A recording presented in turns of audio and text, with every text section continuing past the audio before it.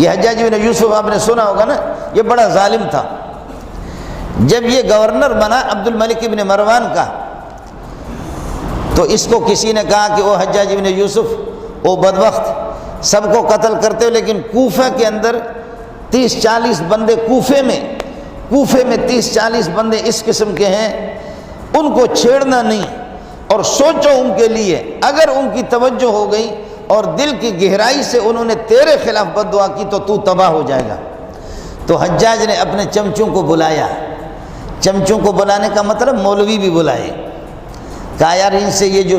کچھ اللہ والے فقیر لوگ ہیں، مسکین لوگ ہیں، ان سے بچوں کس طرح،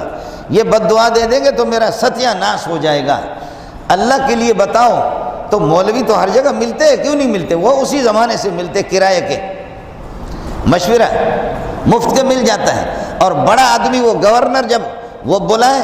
اب تو گورنر کو سمجھا تو دے کہ خدا کا حکم یہ ہے، لیکن یہاں گورنر اور خر یا کوئی وزیر بلاتا کہتے اس طرح کرو،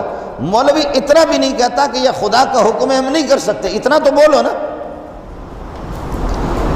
بس مولوی خوش ہو گیا کہ تمام مولویوں میں مجھ پر نگاہ پڑ گئی کہ مجھے اکیلا جب بلایا گیا تو میں بہت بڑا بتو خان ہوں۔ حجاج بن یوسف نے کہا کہ کیا کروں، تو کچھ صوفی صاحب بیٹھے ہوئے تھے، انہوں نے کہا کہ آسان طریقہ یہ ہے، یہ جو 40 بندے ہیں جو بد دعا دیتے فوراً ٹھپ سے فوراً بد دعاؤں کی لگ جاتی ہے، اس کا آسان طریقہ یہ ہے کہ ان کو حرام کھلاؤ، حرام، پھر جتنے بھی یہ مولوی دعا کریں گے یہ صوفی آپ کو بد دعا نہیں لگے گی۔ تو حجاج نے پھر اس کی بکریاں چھینی، ان کے پاس بادشاہوں کے پاس ہوتا ہی حرام ہے سارا، تو حجاج کو کہا کہ حرام کھلاؤ، تو حجاج نے واہ واہ،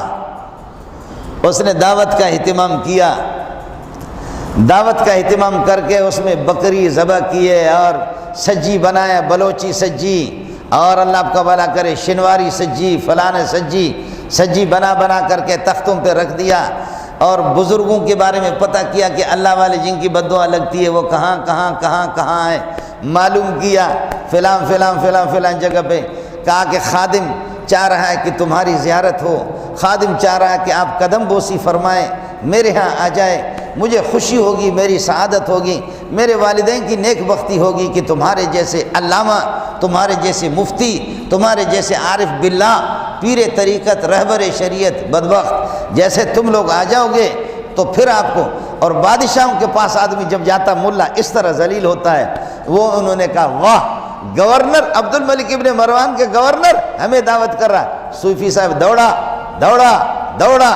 40 بندے اس سے زیادہ انہوں نے سجی مجی کھلایا، وہ بکریاں اس کی اپنی بھی نہیں تھی، وہ خرید کی بھی نہیں تھی، وہ دوسروں سے چھین کر کے سارا حرام تھا، ان کو کھلایا۔ جب صوفیوں نے جب مولوی سجی کھائے اور جب صوفی صاحب تبلیغی صاحب جب سجی کھائے اس کو اور کیا چاہیے، اور اس کو جب گورنر بلائے وہ بھی حجاج بن یوسف تو اس کو اور چاہیے کیا، واہ دبا کر کے گیٹ پہ کھڑا ہو گیا، سب سے ہاتھ ملایا، مصافحہ کیا، اندر بھیجا، تشریف لے جائیں، آپ کی شان کے مطابق دعوت تو نہیں ہوئی ہے لیکن یہ کہ جو ہم غریبوں سے بن پایا وہ کر لیا، جاؤ۔ سب نے آ کر کے کھا لیا، کھا کر کے اس کے بعد جب واپس گیٹ پہ کھڑا ہو گیا، ہاتھ اس سے ملا رہے، اب واپس جا رہے ہیں، جب سب کو رخصت کیا تو اس کے بعد پھر ناچنے لگے، کہنے لگے کھٹیا کھیرساں ہو جمالو، کھٹیا کھیرساں ہو جمالو۔ لوگوں نے کہا حجاج خیر تو ہے، کہنے لگے بس ان سے خطرہ تھا، اور ان الو کے پٹوں کو ایسا حرام کھلایا میں نے کہ اب جو میں چاہوں گا وہی ہوگا، ملا کا کام نہیں ہوگا۔ ان کے جو بڑے بڑے مولوی تھے، بڑے بڑے صوفی تھے، ان کے جہنم میں نے حرام پہنچایا۔ حرام خور جتنا بھی بد دعا کرے یا دعا کرے اس کی دعا نہیں لگے گی۔ میرے نبی نے فرمایا ماکلہ حرام وملبسہ حرام فانا یستجاب لہ، جس کا کھانا پینا حرام ہو وہ کچھ بھی کرے، گریہ وزاری کرے، اس کی دعا قبول نہیں ہوگی۔